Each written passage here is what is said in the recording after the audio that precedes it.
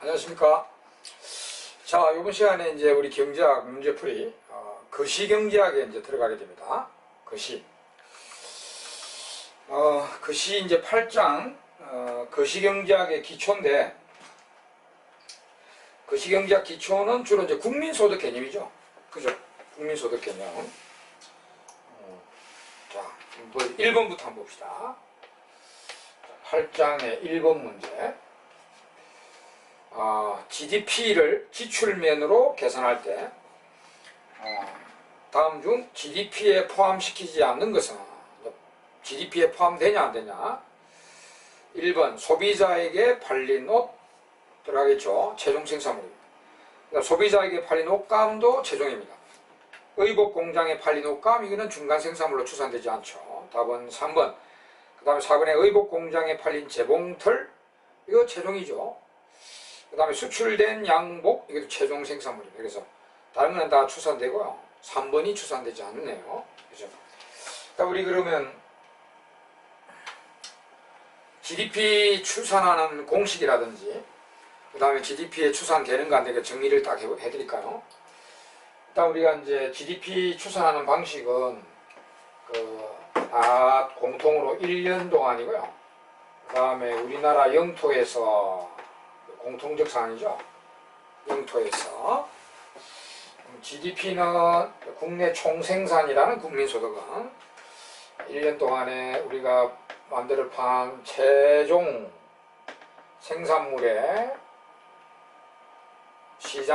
시장에서 갖다 파는 시장 가치의 총합. 이렇게. 또한 이제 생산자별로 하면은 생산자별 우리나라 기업별 이 말이죠. 부가가치의 합 이렇게 계산하게 돼요. 그 다음에 또 이제 소득 측면에서는 이거는 GDI라고 하는데 다 막 같은 이제 삼면 등가 원칙에서 다 같은 거잖아요. 그죠? 국내 총생산, 국내 총소득인데 소득을 벌어간 쪽으로 다 이제 임금 다 하고 이자 다 하고 지대 임대료 다 하고요. 그 다음에 이윤 다 하고요. 그렇게 하면 되죠. 그 다음에 이제 지출 측면에 GDE, 지출 측면에 이제 국민소득은 가계 소비 지출, 기업 투자 지출, 정부 소비 투자 지출, 수출 빼기 수입 이렇게 또 계산하겠죠. 네. 자, 근데 이제 여기에 이제 있으면 추가하고 없으면 추가 안 하는 게 뭐냐면은 요 공시를 할 때는 이제 고정자본 소모 있죠. 감가상각비 그게 있으면 고정자본 소모 있으면은 더해주고 없으면 안 하면 되고요. 치사선택입니다. 그 다음 여기도 마찬가지죠. 고정자본 소모가 있으면 감가상각비가 있으면 계산하고 없으면 안 하면 되고 그 다음에 또 이제 요 자료를 할 때는 기업이 세금을 간접세를 내고 있거나 보조금을 받고 있으면 조절해야 되죠. 그래서 간접세 있으면은 이거 더하고요. 보조금이 있으면은 빼주고 그러죠. 보조금이 있으면 빼주고 이렇게 해서. 그래서 요거 이제 노란색이나 빨간색이나 파란색은 만약 자료에 있으면 무조건 계산해야 되는 거예요. 있다고 보는 거고 자료에 안 주면은 없다고 보는 거죠. 없다고 보면 이제 하얀 것만 하면 됩니다. 이렇게. 이게 이제 우리나라 국민소득 구하는 공식들이죠. 그죠? 요거 하고 주로 이제 시험에 이게 많이 나오죠. 이게 국민소득 구하는 거 이게 많이 나옵니다. 그죠? 그 다음에 이제 마지막으로 이제 GDP에 추산되지 않는 것을 정리하면은 GDP에 추산되지 않는 것 총격 정리를 하면 첫째 여기서 최종 생산물만 추산되고요. 중간 생산물은 추산되지 않죠. 중간 생산물이 이제 뭐냐 그냥 외우지 마시고 중간 생산물이 뭐냐 이거 공부해야죠. 이제 중간 생산물이란 기업이 자기 물건 만들려고 구입한 원료나 부품이죠. 그죠? 그 붕어빵 기업이 붕어빵 만들기 위해서 구입한 밀가루나 팥이나 이런 원료나 부품 요런 게 이제 중간 생산물이죠. 요거는 GDP에 추계되지 않습니다. 그럼 최종이 추산되죠. 최종이. 그럼 최종이 뭐냐? 소비자가 자기 집에서 쓰려고 산 거는 뭐라도 목재든 옷감이든 뭐라도 소비자가 자기 집에 쓰려고 사들인 거는 전부 다 최종이고요. 딱 기업이 구입한 기계는 최종이라 했죠. 그런 거는 이제 들어간다. 그 다음 두 번째가 시장에서 거래된 게 들어간다 했죠. 그리고 자료가 나오니까 그 국세청에서 자료를 확보해서 한국은행에 넘기니까 시장에 거래돼야 되잖아요. 그래서 최종이라도 시장에서 거래 안 된 거는 시장에서 거래되지 않은 거는 추산되지 않는 게 원칙입니다. 근데 현재 이제 시장에서 거래되지 않아도 자료가 나오기 때문에 예외로 추산되는 게 5개 있죠. 자, 요 5개는 시장에서 거래 안 되지만은 GDP에 추산되는 예외입니다. 자, 농산물 중에는 유일하게 쌀이죠. 농부들이 자가 생산 소비한 쌀, 요 농산물은 유일하게 쌀만 자기가 생산해서 소비해도 GDP에 추계된다 그랬죠. 다른 농산물은 아니고요. 그럼 노동자가 일해주고 월급 안 받고 현물로 급여받았을 때도 뭐 월급 받은 거나 마찬가지라서 넣죠. 그 다음에 이제 자기 집에 사는 사람들, 자가주택 기속 임대료, 그죠? 기속 임대료 안 버는데 버는 거나 마찬가지로 해서 계산에 넣죠.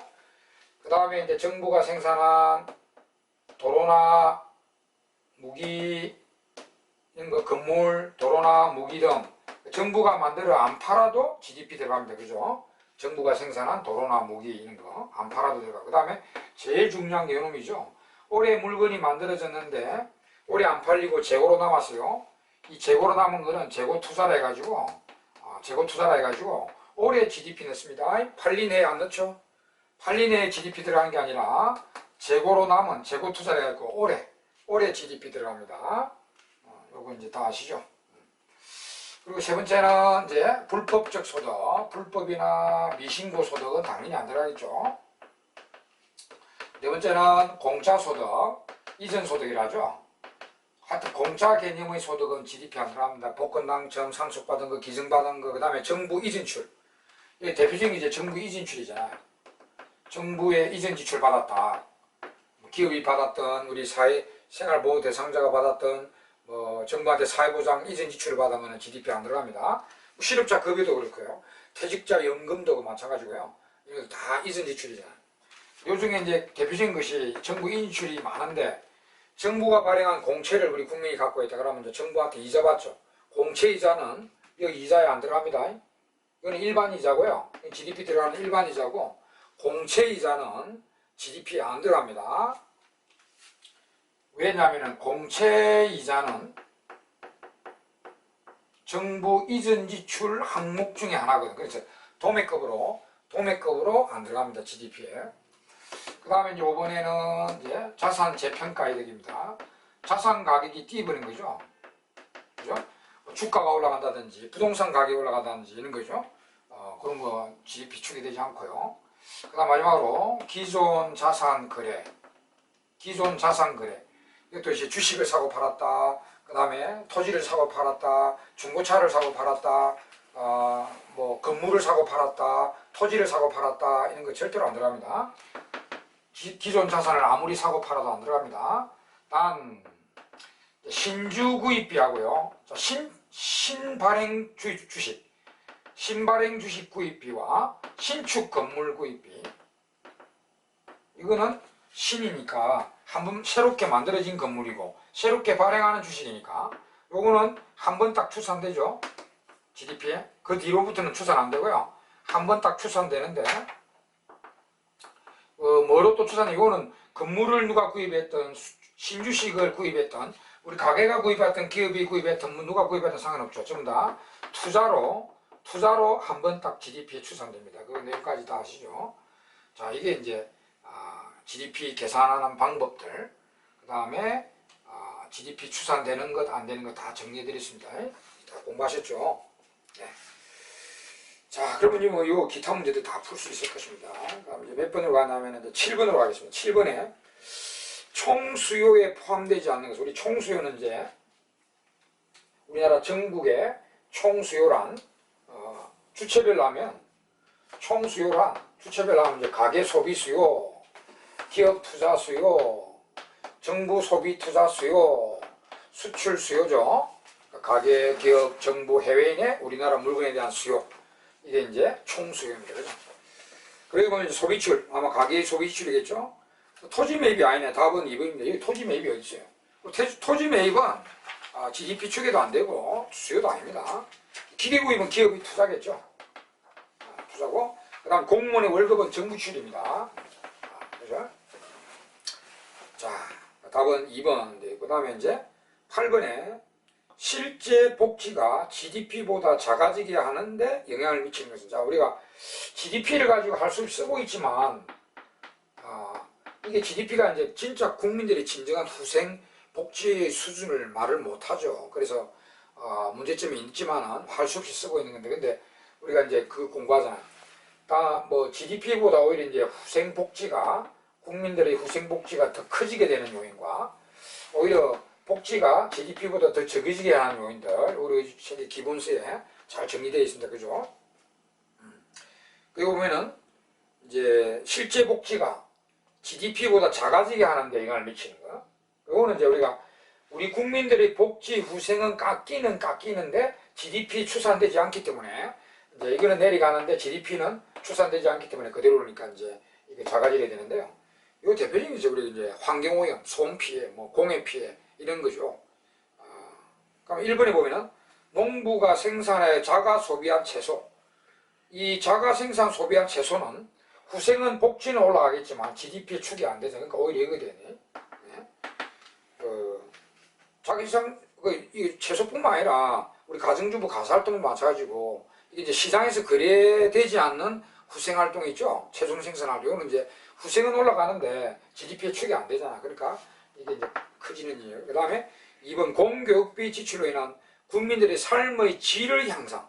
삶의 질이 올라간다는 거예요. 행복감을 느낀다든지 뭐 이거 올라가는 게 복지는 올라가는데, 그거는 삶의 질이 올라가는 거, 행복감을 느끼는 거, 그런 거는 GDP 추산 안 되잖아요. 그래서 2번도 여기 해당되고요. 3번에 환경 파괴 심화. 이거 이제 바로 이거네. 환경 파괴, 환경오염, 소음 피해, 그 다음에 정치 혼란, 전쟁 운운, 대자연재해로 인한 국민들 심리적 불안감, 유행병이 돌아가지고 국민들 심리적 불안감 이런 거요. 후생은 엄청 깎이잖아요. 근데 그런 것들이 GDP에 추산 안 되잖아요. 그래서 여기에 대표적으로 해당됩니다. 5번에는 산림녹화를 통한 청정한 공기의 생산. 역시 여기에 속하죠. 청정한 공기가 생산되면 국민들이 심리적으로 굉장히 좋아집니다. 근데 그런 것들이 GDP에 추산이 안 되죠. 최근에 이제 우리 미세먼지는 보세요. 미세먼지에서 국민들이 얼마나 고통심합니까? 이렇게 후생이 깎이는 것은 GDP에 추산이 안 됩니다. 미세먼지에 국민들이 심리적 불안감 이런 걸 GDP에 추계합니까? 안 하는데. 그죠? 그러니까 그런 거는 요 대표가 여기다. 3번에. 답은 3번입니다. 자, 그 다음 이제 9번으로 계산 문제 잠깐 가볼까요? 자, A국의 2017년 명목 GDP와 실질 GDP가 각각 20조 원, 16조 원. 2017년에 명목 실질이.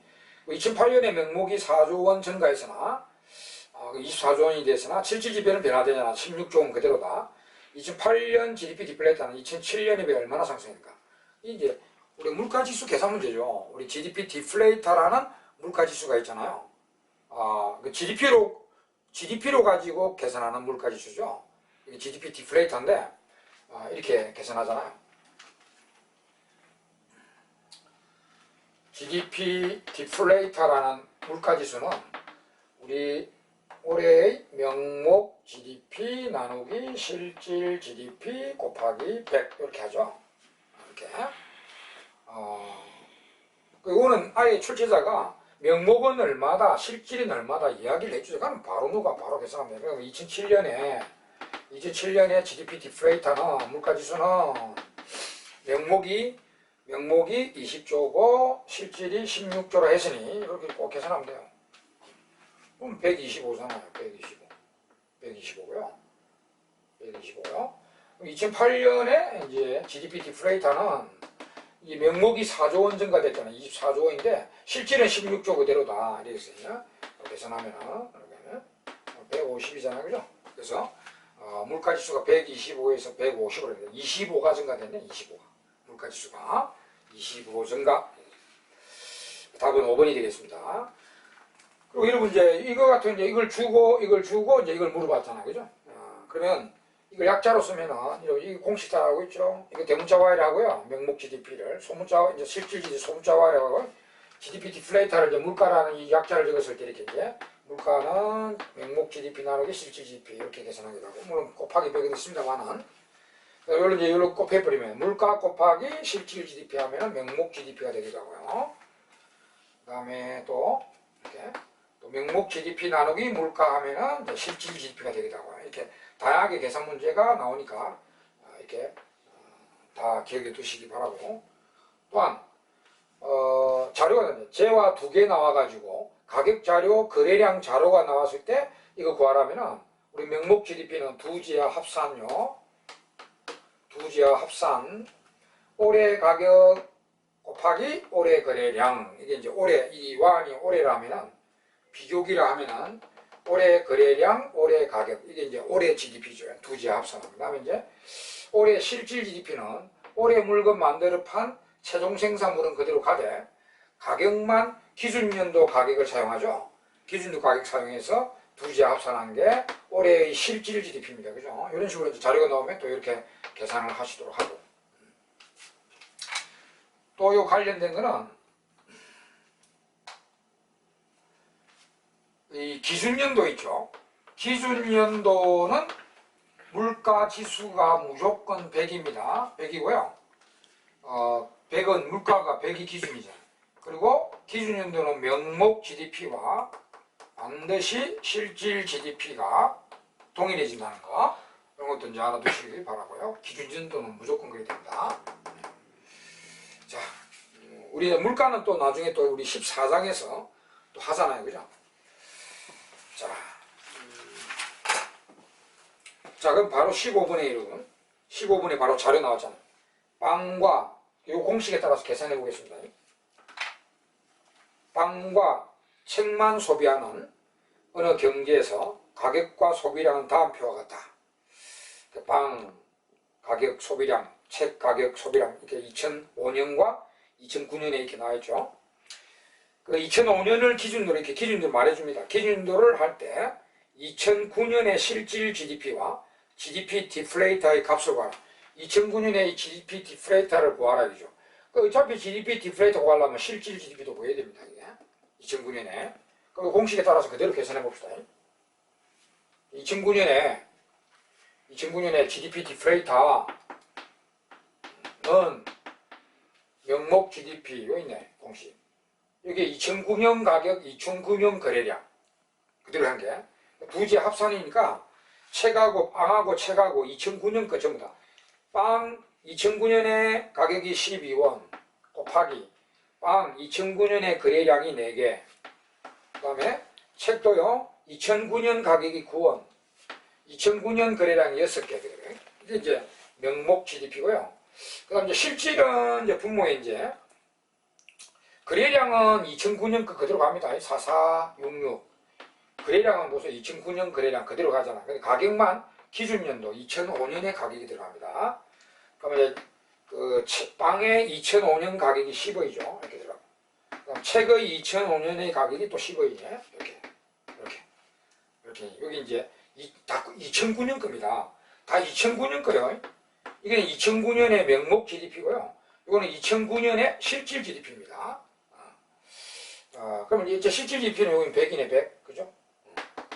42, 60이니까 100이고요. 100 나왔고요. 그 다음에 이 명목 GDP는 여기 48에다가 54니까 48, 54는 102가 되겠네. 그죠? 곱하기 100 하면은 GDP 디플레이터도 100입니다. 100이. 그래서 100, 102. 실질 GDP는 100이고 GDP 디플레이터는 102. 답은 4번이 되겠네요. 그죠? 이런 식으로 차근차근히 계산하면 됩니다. 이런 거는 여러분, 이런 거 이제 자주 나오는데 실수만 안 하면 되잖아. 그리고 반드시 맞춰야 됩니다. 이건 굉장히 쉬운 계산 문제이기 때문에 틀리면 안 돼요. 실수하지 마시고 공식에 따라서 그대로 계산하시도록 합니다. 자, 그 다음에 이제 16번 한번 보겠습니다. 16번. GDP에 대한 서술 중에 옳은 것은 됐습니다. 1번 기준연도의 실질 GDP는 명목 GDP와 일치한다. 맞죠? 앞에 설명드렸죠. 그 다음에 2번 실제 GDP는 잠재 GDP를 초과하지 못한다. 초과할 수 있죠. 우리 잠재 GDP는 완전 고용화 GDP고요. 실제 GDP는 실제 GDP인데 보통 요 차이를 GDP 갭이라고 하잖아요. GDP 갭. 갭이라고 하는데 그럼 이놈이 크고 100이고 이놈이 80이면 이게 이제 플러스 20이 되죠. 그러면 이제 우리가 불황이라는 것이죠. 불황. 예, GDP 갭이 플러스면은 불황. 그 다음 여기 100이고 여기 실제 GDP도 100이라면은 요건 GDP 갭이 0이죠. 그러면 이제 완전 고용이 실현됐다. 완전 고용이 실현됐다. 그럼 여기 100인데요. 이게 120이다. 그럼 이게 마이너스 20이 나오잖아요. 이건 호황이죠. 호황. 그러니까 이런 경우가 이제 호황 때 수요가 폭주했을 때 그 완전 고용 개념의 GDP보다 실제 GDP가 더 커질 수도 있는데 호황 때 이제 수요 폭주할 때 우리 노동과 자본을 정상 가동보다 더 많이 할 때죠. 그러면 이제 실제 GDP가 잠재를 초과할 수 있습니다. 물론 단기겠죠. 장기적으로 계속 나갈 수는 없잖아요. 그리고 이걸 갖다가 이제 여러분들 그 총수요 총공급 그래프 다 공부하셨죠. 우리 13장 총수요 총공급으로도 이렇게 이제 설명을 드려보자면 총수요 총공급이 이제 국민소득이고 이게 물가잖아요. 그죠? 그리고 총공급은 장기 총공급은 수직으로 잡고요. 여기가 이제 완전고용 잠재 GDP잖아요. 이게 100. 네. 완전고용 잠재 GDP. 그리고 단기 총공급은 이렇게 우상향이 나오죠. 이렇게. 단기 총공급은 이렇게 우상향으로 나타나죠. 이게. 네. 이런 식으로. SAS는 이렇게. 그럼 여기 이제 AD가 있으면 여기 이제 균형이면 이제 완전고용이 되면 실제 GDP도 100. 완전고용 GDP도 100. 그럼 이제 여기 총수가 부족하면 이제 실제 GDP는 여기죠. 80. 이건 불황이란 거죠. 불황이고 여기에 요 차이가 GDP 갭이죠. 플러스 20. GDP 갭이 양으로 발생하죠. 양. GDP 갭은 항상 잠재에다가 실제를 빼니까 실제가 모자라면 이렇게 양이 나오죠. 이게 이제 불황이라는 뜻이고요. 그죠? 이때 요걸 GDP 갭이라고 하고요. 이때 이제 불황 때 여기 총수요는 여기 있고요. 물론 단기 총공급은 균형이지만 이 장기 총공급이 여기죠. 그죠? 장기 총공급은 여기입니다. 그래서 요거는 우리가 디프레 갭이라고 하죠. 이건 또 디프레 갭. 요 차이 총공급에 비해서 장기 총공급 그러니까 완전고용 능력의 총공급에 비해서 총수요가 부족하잖아요. 그죠? 요거는 이제 디프레이션 갭이라 해요. 디프레 갭. 요거를 디프레 갭. 그 디프레 갭이 있으면은 불황이라는 것이고 그럼 GDP 갭이 양으로 발생합니다. 그다음 이제 반대로 요 총수요가 이렇게 가닥이 올라가가지고 총수요가 올라가 있고 지금 단기 소득이 여기라 합시다. 실제 소득이 여기라 합시다. 여기 이제 120이다. 그러면 실제가 잠재를 초과하니까 여기 이제 GDP 갭이 마이너스로 발생합니다. 마이너스. 이게 되면 호황이라는 뜻이죠. 호황. 100 빼기 120이니까 마이너스 20이죠. GDP 갭이. 이때는 이제 호황인데, 요 경우에 이제, 또 여기 보면 총수요가 여기인데, 이때의 완전고용, 장기 완전고용 총공급은 여기죠. 물론 단기야 총공급하고 단기 총공급하고 균형이지만, 이 장기 능력의 총공급은 여기다. 총공급보다 총수요가 이렇게 초과되죠. 이거는 이제 인프레 갭이라고 하죠. 이거. 이 차이는 인프레 갭이란, 인프레 갭. 인플레이션 갭이란. 그래서 호황이 발생하고 있죠. 이때 물가가 치솟게 되죠. 이거 이제 우리 총수요 총공급으로 그림을 이렇게 표현하자면 이렇게 표현이 됩니다. 그죠? 참고하십시오. 이렇게. ADS 가지고. 자, 하여튼 이제 2번이 틀린 말입니다. 그죠? 초과할 수 있습니다. 호황 때, 단기적으로. 1번이 답이고, 기준인도는 실질과 명목이 동일하다. 여기 1번이 답이고, 이제 2번 틀렸고요. 3번, GDP에는 무형의 서비스를 제외한 유형적인 제한만 포함이 아닙니다. 최종 생산물이면 유형이든 무형이든 서비스든 전부 다 추산합니다. 그럼 4번에 잠재 GDP에서 실제 GDP를 공제하면 여기 있네. 잠재에서 실제를 공개하면 GDP 갭이라고 합니다. GDP 갭인데 명목 GDP다. 틀리죠. 5번에 어느 해의 명목 GDP가 실질 GDP보다 크다면 기준연도에 비해 물가가 하락했다. 상승했겠죠. 명목이 앞에 했잖아요. 명목 GDP는 물가 곱하기 실질 GDP잖아요. 대문자 Y가 명목이라 보고 물가 곱하기 실질 GDP가 명목 GDP잖아요. 그럼 여기에 명목이고 이게 실질인데 실질보다 이게 보세요. 이게 실질이 80이다. 명목이 100이다. 간단하게 계산하기도 좋도록 이게 160이다. 그럼 이게 일하는 거 아닙니까? 그죠? 이건 이제 백분율로 하면 200이 물가가 200이고 지수로 하면 그냥 2죠. 백분율로 하면 100이지만 우리 지수로 하면 1이잖아요. 그죠? 지수로 하면. 그러니까 여기 이제 지수로 하면 2. 그 물가가 200이라는 뜻입니다. 그럼 여기 이제 보면 곱하면 160이다. 그러면 이거는 물가가 200은 이 100에서 올라간 거죠. 물가가 올라갔다는 것입니다. 만약에 요 놈이 더 크다. 여기 160이고요. 여기 80이다. 그러면 여기에 0.5가 곱해졌다는 거예요. 이게 물가가 0.5라. 물가가 내려갔다. 100에서 내려갔다는 거예요. 1위 기준 아닙니까? 100분율로 하면 100인데 1위 기준에서 올라가면 올라간 거고 1보다 밑으로 떨어지면 물가가 내려갔다는 거거든요.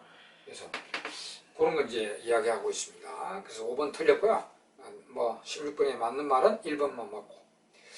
바로 17번 보겠습니다. 거시경제 변수들에 대한 설명 중 옳은 것은 경제활동의 세계화가 확산되면서 전 세계 국가들의 국민 총생산의 합이 GNP의 합이 국내 총생산 GDP의 합보다 점점 더 커지고 있다. 자, 세계화가 확산되죠. 그러니까 국제 교류가 많이 일어나면서 나라들마다 GNP가 큰 나라도 있고 GDP가 큰 나라도 있겠죠. 그러니까 여기 지구로 합시다. 지구인데 이 나라가 이제 교류가 심하니까 이제 각국은 이제 GDP가 큰 나라도 있을 것이고 GNP가 큰 나라도 있을 것입니다. 그죠? 달라지겠죠? 자기 나라에 외국 기업이나 외국인이 훨씬 많이 들어와가지고 생산활동 하면은 그 나라는 GDP가 클 것이고요. 또 자기 나라 국민이 외국에서 엄청나게 경제활동해가 소득을 많이 벌어오면은 그런 나라들은 GNP가 클 것이고.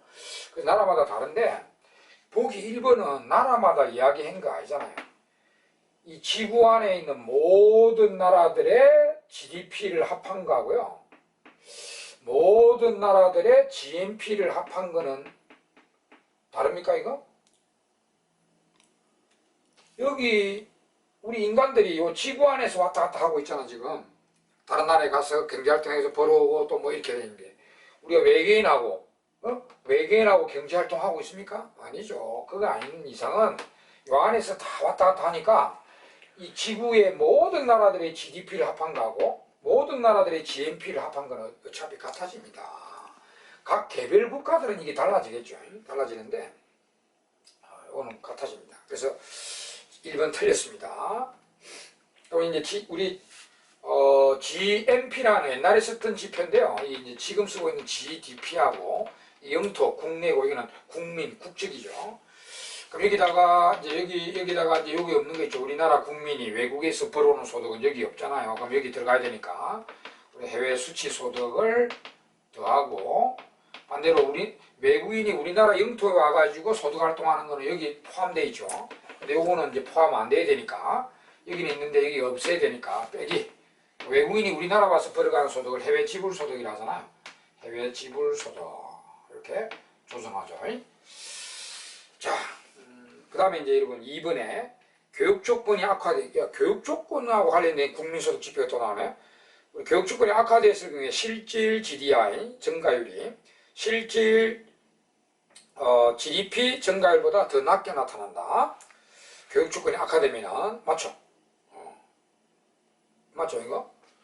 우리가 이게 실질 GDI라는 게 있죠. 실질 다 달리고요. Gross Domestic Income. 실질 국내 총소득. 이게 있는데, 이제 실질 GDP하고 좀 다르죠. 여기다가 플러스 우리가 이제 환율 변화 등에 의한 교육 조건 변화에 따른 무역 손해 혹은 이익을 플러스 조절하죠. 요거는 이제 실질 GDP는 기준연도 환율로 계산하거든요. 그럼 그동안에 환율이 바뀌면 우리가 똑같은 수출을 하더라도 달러를 많이 벌어올 수도 있고 달러를 덜 벌어올 수도 있다. 그래서 우리의 교육 조건이 유리해지면 달러를 같은 수출을 해도 교육 조건이 유리해지면 우리가 달러를 더 많이 벌어오게 됐어요. 그러면 이제 이익이 나니까 이거 플러스 시켜주고요. 교육 조건이 불리해지면 같은 수출을 하더라도 달러를 덜 벌어오게 되니까 손해가 납니다. 그때는 이거 빼기로 조정해 줍니다. 이렇게. 그래서 이제 실질 GDI라는 지표가 있는데 보기 2번에 교육 조건이 악화됐으니까 이거죠. 악화됐으니까 무역 손해가 발생해서 마이너스가 될 거예요. 마이너스. 그러면 여기 크고 여기 작잖아요. 마이너스는 여기 크고 여기 작아요. 그래서 그러면 보세요. 실질 국내 총소득 증가율이 실질 GDP 국내 총생산 증가율보다 더 낮게 나타난다. 맞죠? 빼기가 들어가니까 이거는 외워놓으면 되겠다. 교육적이 유리해지면 플러스로 돼서 요거보다 여기 크고 교육적이 불리해지면 빼기 되니까 여기 크고 여기 작고 그것만 하면 됩니다. 자, 그래서 2번 맞고요. 2번이 맞네. 그죠? 2번이 맞는 말입니다. 1번 틀렸고 2번은 맞고요. 그 다음에 3번 GDP 디플레이터 상승률은 우리 GDP 디플레이터는 GDP로 가지고 계산한 물가지수죠. 매년 일정한 재화 품목을 구입하는 비용이 상승하는 정도를 측정한다. 이건 이제 14장의 물가장에서 가서도 이야기하겠지만 우리가 GDP 디플레이터는 그해 GDP에 추산되는 최종 생산물이 대상이죠. 그러면 이게 GDP에 추계되는 최종 생산물은 매년 기업이 망하고 창업됨에 따라서 GDP에 추계되는 상품은 매년 자동으로 바뀝니다. 기업의 활동에 자동적인 활동에 따라서 품목이 매년 자동으로 바뀝니다. 근데 이게 매년 일정한 요게 틀리죠. 매년 품목이 바뀝니다. 매년 품목이 자꾸 바뀌어요. 자동으로 바뀝니다. 우리가 소비자 물가지수나 생산자 물가지수는 5년마다 인위적으로 바꾸죠. 5년마다 품목을. 그리고 4번에 나와 있잖아요. 소비자 물가지수를 구성하는 우리 재화 품목은 통상 5년마다 품목을 바꾸죠. 그거는 품목을 정해서 직접 조사하러 가니까 이제 품목을 이렇게 바꿔야 되는데 5년마다 통상 바꾼다 했죠. 그래서 4번도 틀렸고 3번도 틀렸다. 3번은 매년 일정한이 아니고 매년 변경되는 자동으로 변경되는 재화 품목을 구입하는 게 이렇게 바뀌고 그 다음 4번은 5년마다 변화합니다. 5년마다. 그 다음 5번에요. 자동차의 국산화율이 높아졌다 하더라도 품질과 생산 대수가 동일하다면 자동차 생산의 실질 GDP는 변하지 않는다. 자, 우리 국산화율이 높아졌는데 품질과 대수는 동일하다. 그러니까 우리나라 GDP가 변하지 않는다. 맞을까요? 아닙니다. 국산화되면 GDP가 올라갑니다. 왜냐? 우리 수입은 부품 같은 거를 우리 수입하게 되면 수입은 우리나라 GDP에 추계가 안 되거든요. 그죠? 근데 그 부품을 우리가 생산하면 그거는 GDP에 추계되는 거로 들어가죠. 부품이라서 빠지고 닳기가 아니고 이게 이잖아요. 우리가 만약에 간단하게 해서 그 수입 엔진을 갖다가 50원짜리 수입 독일에서 만든 엔진이요. 그 50원짜리 독일 엔진을 수입해 가지고 갖고 와가지고 우리가 자동차를 만들어 가지고요 100원어치 만들어 팔았다 합시다. 자동차를 100원어치 만들어. 요거 이제 이런 경우에 우리나라 GDP가 얼마냐면은 요 일단 최종 생산물이 자동차 아닙니까? 근데 이게 이제 100원인데 요거 50원 있잖아요. 이게 부품이라서 빼는 게 아니고 수입액이잖아요.